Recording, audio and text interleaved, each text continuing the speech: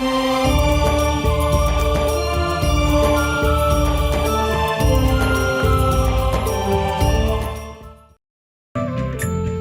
तपतशिला के ऊपर जब ये प्राणी वहां तड़फ रहे थे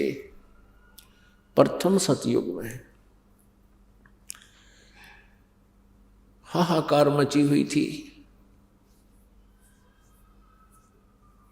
उस समय परमेश्वर पूर्ण ब्रह्म स्वयं अपने ही पुत्र जोगजीत का रूप धारण करके इस काल के 21 ब्रह्मांड के जुरिडिक्शन में प्रवेश किया, और इसमें प्रवेश होने का एक ही रास्ता, एक ही गेट इसने छोड़ रखे। जो ही परमात्मा वहां आकर खड़े हुए उस तपतशिला के ऊपर, जहां पर 1 लाख मानव शरीरधारी प्राणियों को भूना जा रहा था, तड़पाया जा रहा था, परमेश्वर की वहां उपस्थिति से उन सभी प्राणियों को एकदम शांति होगी। तपतशिला ज्यों की त्यों सुलग रही है, लेकिन उसकी आंच, उसकी हीट उन प्राणियों को प्रभावित नहीं कर रही है।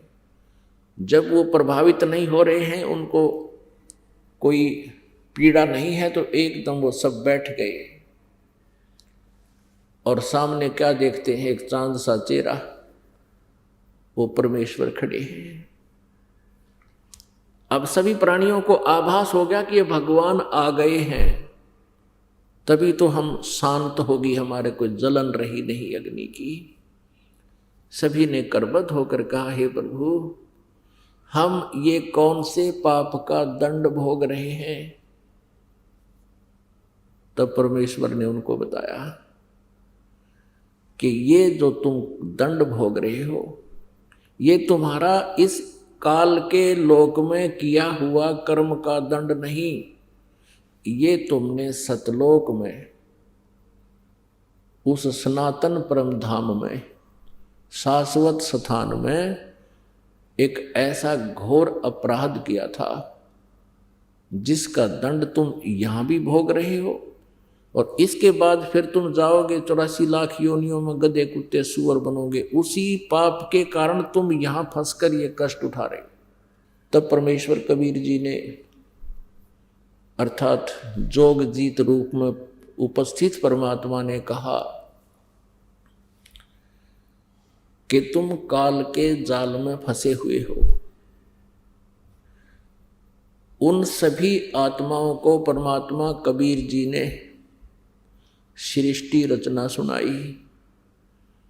और जो हमने अपराध किया था वो याद दिलाया, अपनी शक्ति से, अपने आशीर्वाद से उनको दिव्य दृष्टि प्रदान की, और पिछले जो भी सचखंड में उन्हें गलती की थी वो as a film, as a trailer, वो बैकग्राउंड दिखाई दी। सभी ने अपनी गलती को स्वीकारा और कान पकड़ा, हाथ जोड़े, हे प्रभु, हमसे गलती बन गई, घोर अपराध किया हमने, और ये कष्ट जो हमें दिया जा रहा है ये भी कम है उस अपराध के प्रतिफल में। हे भगवान, हमें बचा लो काल के जाल से, हमें यहां से ले चलो सतलोक में, या तो दुख ही दुख है। अपनात्माओं, जब तक ये प्राणी यहाँ इस माहौल में सेट हो रहा है तो इसको कोई प्रॉब्लम नहीं। कोई मंत्री बन रहा है, कोई मुख्यमंत्री बन रहा है, कोई प्रधानमंत्री बना है, कोई राष्ट्रपति बना है, और छोटे मोटे भी पति बने बैठे हैं, जैसे कोई IAS अफसर है, IPS है, या कोई और अधिकारी है, या वैसे भी कोई जिसका 2 रोटी का साधन ठीक है, कोई फैक्ट्री लगा रहा है, या वैसे अपना ठीक गुजारा है, जमीन है, कोई दुकान है, मजदूरी करके भी कोई ठीक अपना गुजारा टाइम पास कर रहा है। तो इस माहौल को वो बिल्कुल अच्छा मान रहा है। अब अच्छा तो मानेगा क्योंकि ये जीव संज्ञा में है, और जीव की इतनी ही सोच है, अब पीव आता है, परमेश्वर आता है और हमें वो याद दिलाता है कि इस झूठे सुख को सुख कहे, तू मान रहा मनमोद, ये सकल चबीना काल का, कुछ मुख में कुछ बोध। तो यहां तो परमात्मा कितना ज्ञान देते हैं, हमारा बहुत ही कम गले उतरता है। और जब हम कष्ट में होते हैं, जब हमारे ऊपर आपत्ति होती है, फिर हम स्वीकार करते हैं, जैसा भी उनको मार्गदर्शन दिया जाता है वो स्वीकार कर लेता है। अब जैसे कोई किसी देव की पूजा करता है, जैसे अपने हिंदू धर्म के अंदर बहुत से अब देवों की पूजा करते हैं या अपने इष्ट धामों की पूजा करते हैं, उनको यदि आज ये कहा जाए कि ये साधना तुम्हारी ठीक नहीं है, ये आपको हानि करेगी, मोक्षदायक नहीं है, शास्त्र अनुकूल नहीं है, तो वो मानता नहीं। वो क्या सोचता है, उसने कैसा अपना पैमाना बना रखा है आध्यात्मिक लाभ को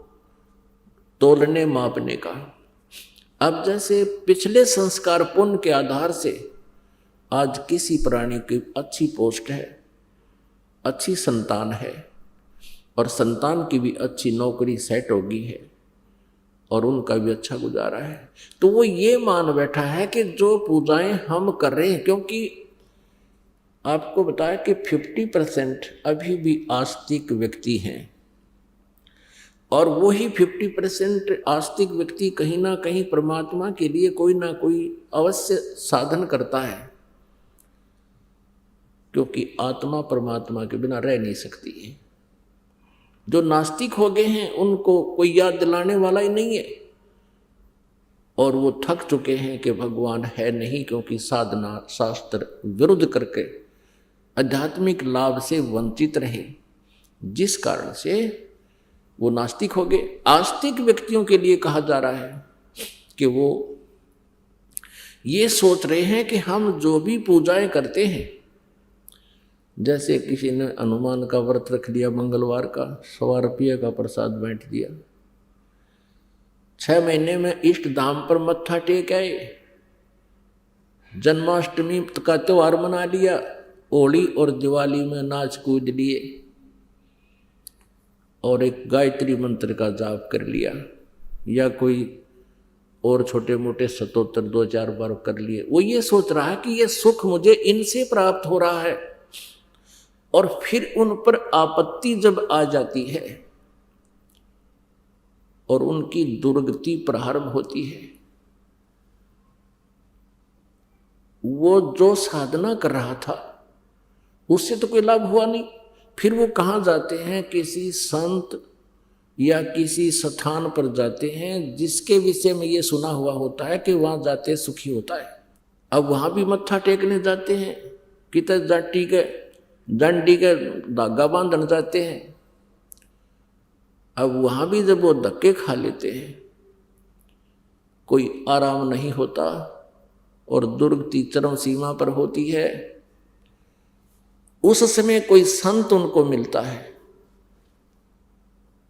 और वो फिर कहता है कि तुम ये साधना त्यागनी पड़ेगी और जैसे हम बताएंगे ऐसे करना होगा, तो वो तुरंत मान जाते हैं,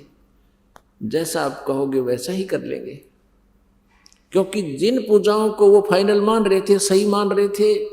जब तक पूर्व जन्म का शुभ संस्कार साथ रहा तो मौज माच रही थी, और जब वो बैटरी डिस्चार्ज हो ली, आगे चार्जर ठीक लगा नहीं, यानी शास्त्र अनुकूल साधना मिली नहीं और पूर्व जन्म जन्मांतर के कोई शुभ संस्कार इकट्ठे थे, वह बैटरी चार्ज थी।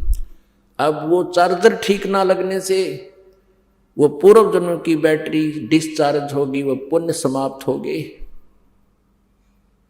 और जब तक वो बैटरी चार्ज थी, इन्वर्टर की चार्जर बेशक मत लाओ, तो भी वो अपना काम प्रॉपर कर रही होती है, ट्यूब भी जग रही होती है, पंखा भी चल रहा होता है, बस नो प्रॉब्लम। और किसी बुद्धिमान को पता है कि तुम चार्जर लगाओ, तुम्हारा चार्जर नहीं लगा है, वो मान जाते हैं तो उनकी बैटरी ठीक चार्ज होती रहती है, फिर आपत्ति नहीं आती समय आने पर। और जो नहीं मानते हैं वो कहते हैं नहीं ठीक है, हमारी बैटरी ठीक चल रही है, तो वो अनजान है। और जब वो पूर्व जन्म के संस्कार समाप्त हो जाएंगे उसके तुरंत बाद एकदम जैसे इन्वर्टर की बैटरी जब डिस्चार्ज होगी तो सारी सुविधाएं बंद हो जाएंगी, ना ट्यूब चले, ना पंखा चले, ना और कोई कार्य हो। तो